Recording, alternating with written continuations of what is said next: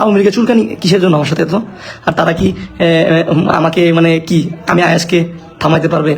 আমি আরো বেশি স্পিডে চলবো, ওদের ধারণা নাই না আমার ভাই। মানে আমি 2বার আইসিইউতে ছিলাম, অনেকগুলো অপারেশন শরীরে, আল্লাহ আমাকে বাঁচায় রেখে গেছে এদের মতো কুত্তাদের হাতে মরার জন্য।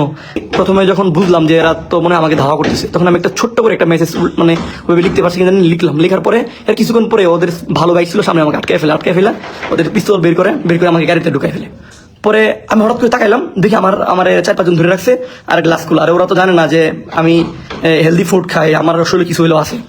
পরবর্তীতে যেটা হলো যে মাথা একটু বের করলাম, দেখেন বাংলাদেশে এখন পর্যন্ত যতগুলো উপকার করছে সব হুজুররা। এবং আমি খেয়াল করলাম 4-5টা মাদ্রাসার ছাত্র হয়েছে আর 5-7টা জনগণ এদিকে আছে, আর একটু সামনে 2 মিনিট সামনে বাজার। আমি করলাম শুধু বললাম যে ভাই আমাকে কিডন্যাপ করলো, আমাকে মেরে ফেললো। আমি শুধু এটা বললাম, বলার পরে ভাই বিশ্বাস করবেন ওরা যা ছিল সবাই এসে পড়ছে।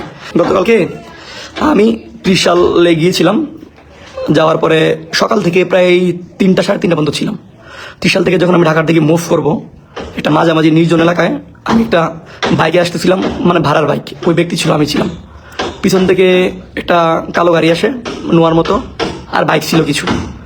আমি প্রথমে যখন বুঝলাম যে এরা তো মনে হয় আমাকে ধাওয়া করতেছে, তখন আমি একটা ছোট্ট করে একটা মেসেজ মানে ওইভাবে লিখতে পারছি কিনা লিখলাম। লেখার পরে এর কিছুক্ষণ পরে ওদের ভালো বাইক ছিল সামনে, আমাকে আটকে ফেলে ওদের পিস্তল বের করে আমাকে গাড়িতে ঢুকাই ফেলে যে এখানে দেখেন ফোলা, এদিকে অনেক ব্যথা, এদিকে একদম কালো হয়েছে, এই যে এদিকে ফোলা। তারপর হচ্ছে এখানেও আমি যদি দেখাই, এই যে এগুলো হলো সব কালকের, এগুলো এই চিহ্ন, এটা কালকের চিহ্ন। তো পরবর্তীতে যেটা হলো যে ওরা, আমি তখন আর কোনো কিছু বুঝতেছি না, মানে কি একটা করছি।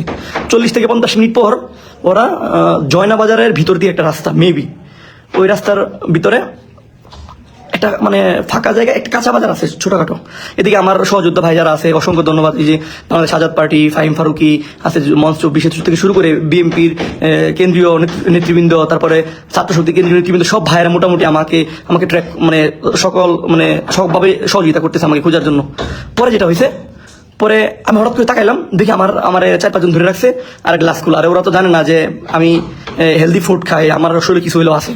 পরবর্তীতে যেটা হলো যে মাথা একটু বের করলাম, দেখেন বাংলাদেশে এখন পর্যন্ত যতগুলো উপকার করছে সব হুজুররা। এবং আমি খেয়াল করলাম 4-5টা মাদ্রাসার ছাত্র হয়েছে আর 5-7টা জনগণ এদিকে আছে, আর একটু সামনে 2 মিনিট সামনে বাজার। আমি করলাম শুধু বললাম যে ভাই আমাকে কিডন্যাপ করলো, আমাকে মেরে ফেললো। আমি শুধু এটা বললাম, বলার পরে ভাই বিশ্বাস করবেন ওরা যা ছিল সবাই এসে পড়ছে। আর ওদের যে একটা মাদারবোর্ড বেরিয়েছিল আমার এরাই মানে দোকানে কিছু কিনতে, ওইটা আর এদিকে আসে নাই।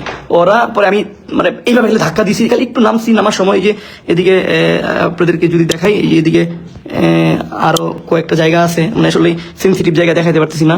তারপরে হচ্ছে এদিকে এদিকে, হ্যাঁ, পরে আমি মানে ব্যথা পাইছি আর কি।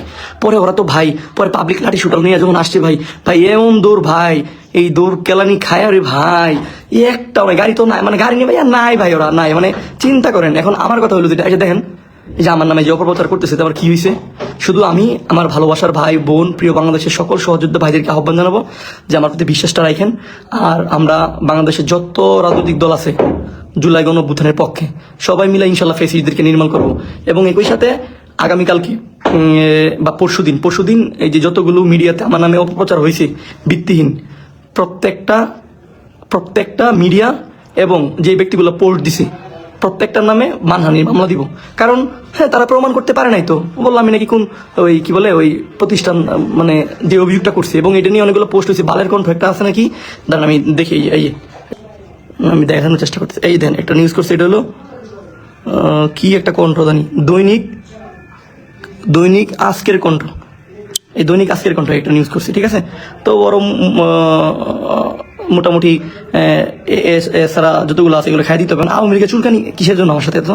আর তারা কি আমাকে মানে কি আমি আয়াসকে থামাইতে পারবে?